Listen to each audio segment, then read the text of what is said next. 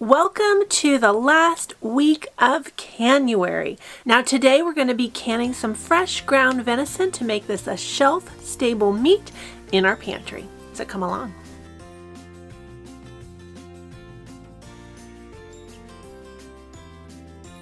Hey friends, it's Barbara Sue at Kowalski Mountain and welcome back to our channel. Now Philip has been working hard all hunting season to make sure that we have plenty of venison to last the year. And today I'm going to be processing about 10 pounds of venison into canned ground venison that will be shelf stable. Now we're going to start with the grinding process and take you all the way through the pressure canning process. Now today's video is the final week of my CANUARY Collaboration. Now myself and about 15 YouTubers have all joined up to celebrate home preservation through canning. Now you can see all their links in the description box below. Now just so you know, CANUARY is kind of a popular hashtag, and there's lots of collaborations and CANUARY videos this month. Now, some of those collaborations have giveaways, and while we greatly appreciate you watching our videos, this collaboration is not associated with any giveaways. Now, I've set my grinder at the largest grind that I have because for pressure canning my meat I have to pre-cook the meat. The easiest way to cook a lot of ground meat to make it as fat-free as possible is by boiling it. Now I know it's not the way people commonly cook their meat, but it will create a clean meat that will can nicely. Now for the purpose of canning my meat, normally when I make ground venison I add fat to it, but today I want it to be extra lean, so we're going to be grinding this venison, pure venison, to make the cleanest meat possible.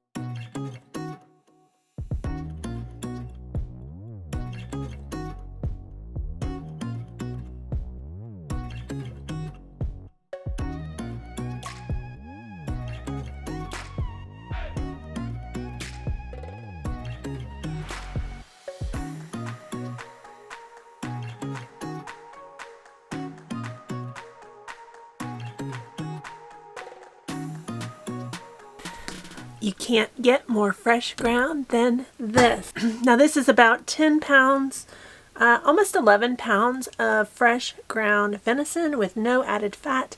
So let's get it cooking. Now I first learned to boil ground meat over 20 years ago when I was making my own dehydrated backpacking food. When dehydrating meat and also canning meat, you want it to be as fat-free as possible. And boiling does that step in one. Not only are we removing all the fat from the meat, but it also cooks it up really quickly.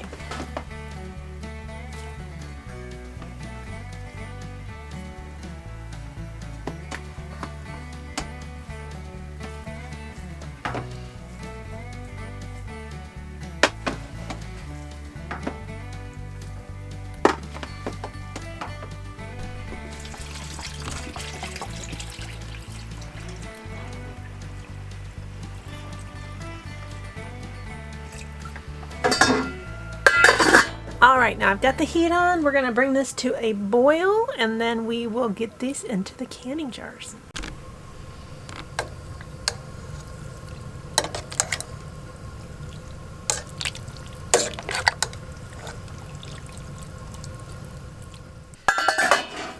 Now my ground venison is almost to a boil and I've been stirring it as it cooks. So about the time it comes to a boil, it's going to be fully cooked.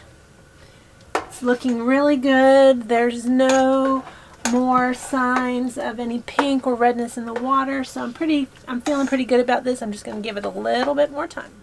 All right, now my ground venison has come to a boil, and I'm really happy with the way this cook looks, so we're ready for the next step. Now the next step is to drain and rinse the meat, and we are currently froze up, so I have no running water, so I am going to definitely drain it.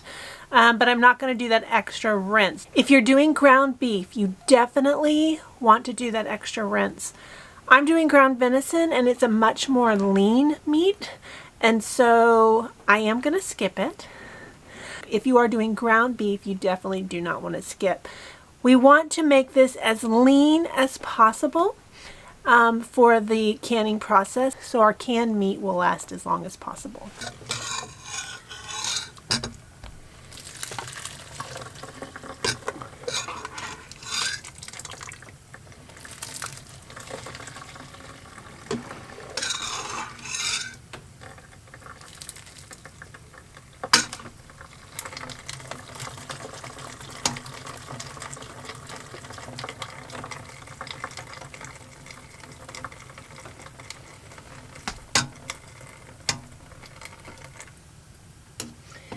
Now I've chosen a wire strainer because it has a much finer grain than my larger colander, because some of the small particles will still go through a strainer of this size.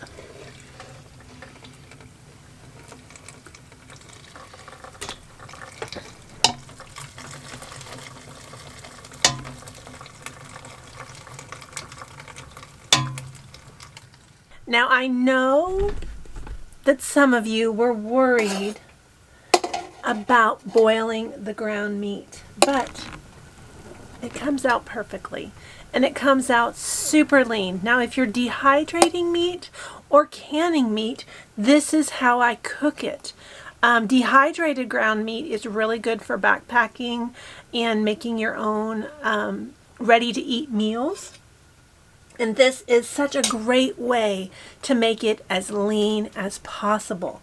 Now let's get this into the canning jars and get them in the pressure canner. Now, as usual, I am using my favorite canning book, The Complete Guide to Home Canning, to follow the USDA guidelines for canning my ground meat. Now keep in mind, you do have to cook ground meat in order to can it. You don't want to pack a solid pack of raw meat because it will not be heated sufficiently enough to kill the spores that cause botulism in canned food. Now we're going to fill our jars with ground venison, leaving 1 inch of headspace.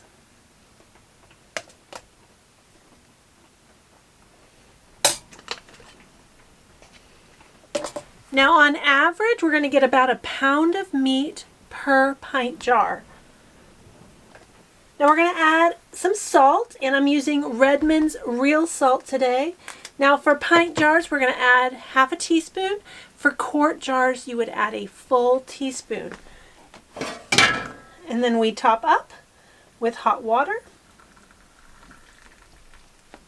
And we're going to use our bubble tool and get all the bubbles out of the ground meat. And then we're going to check our headspace of 1 inch. Now whenever I'm canning meat, I always use a paper towel moistened with white vinegar, because we want to ensure that there's no grease or food on the rim that might prevent a good seal.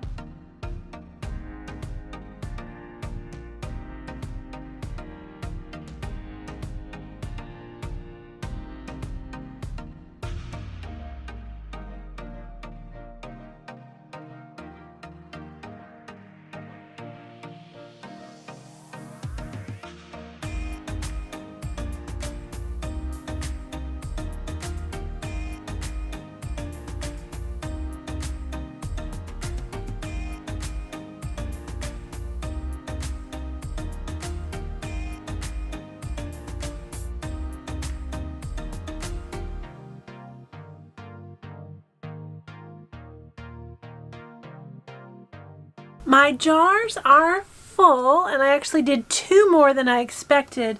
I think I have 13 in there. I'm not sure. But I think so. Now you can flavor your meat if you want to. You can do taco seasonings or any kind of seasonings you want.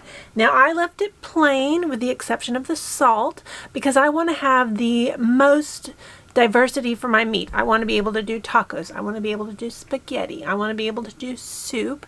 Anything that I would use ground meat for, I want to be able to do. I don't want it to have any type of seasoning that would hinder what I can do with it. So let's get this lid on and let's get this processing.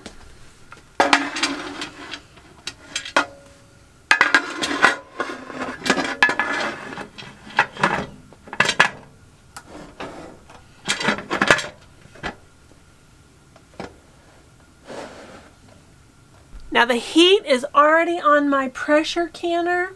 We're going to let this come to a boil and then we're going to let it vent for 10 minutes.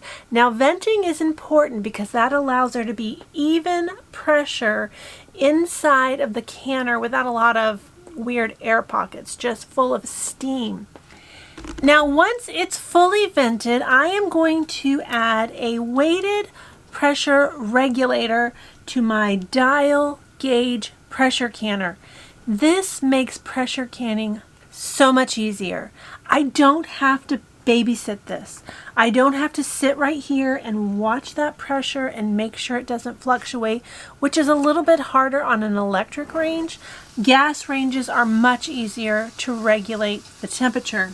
The weighted regulator will begin to rock and it will automatically self-regulate my pressure canner so I don't have to be as worried about the pressure. Now I stay close by, I still keep an eye on it, and I listen to it. This should be gently jiggling, not furiously jiggling. After it's vented for 10 minutes, we will add this.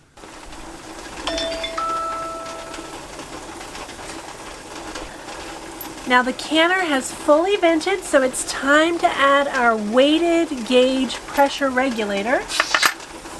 That goes right on top. You can see that it sealed it up right away, and now the pressure is going to start building in this pressure canner. Now a pressure canner can heat the contents up to 240 degrees by creating steam pressure inside this canner. And once it comes to pressure, we're going to start timing this for 75 minutes for our pint jars. If we were doing quart jars, it would be 90 minutes.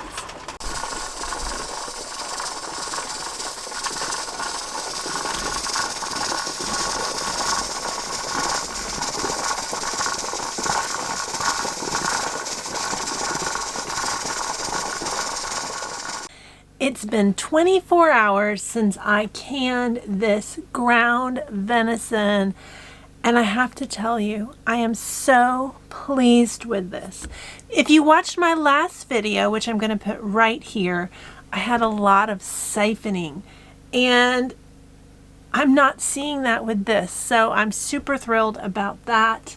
Now, the best thing I'm seeing with this is how lean my ground venison look. Now, if you're like me, you probably watched a few videos about canning ground meat, and a lot of them have a ton of fat at the top, like a ½ inch, which is kind of gross to me. But this has almost none. Look at this.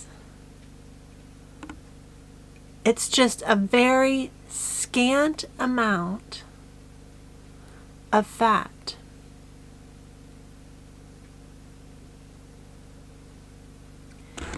That's where the boiling makes such a difference.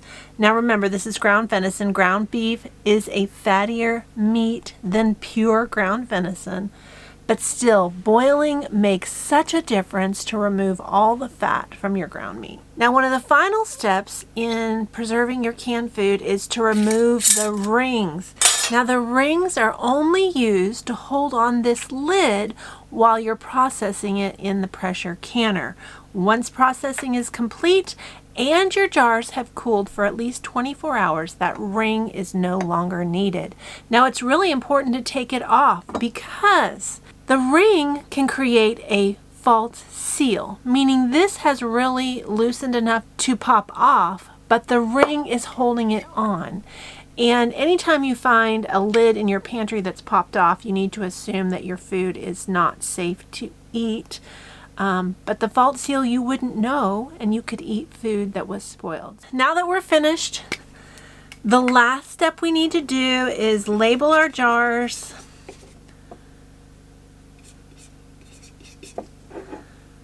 I'm just going to put what is in it and the month and the year. That way if I can more, I know what to use first. And then this is ready to go into my pantry and go straight to the shelf. Now with my jars, I can tell that they've all sealed because they all have the top indented, so everything sealed perfectly. Once these are labeled, these are ready to go on the shelf.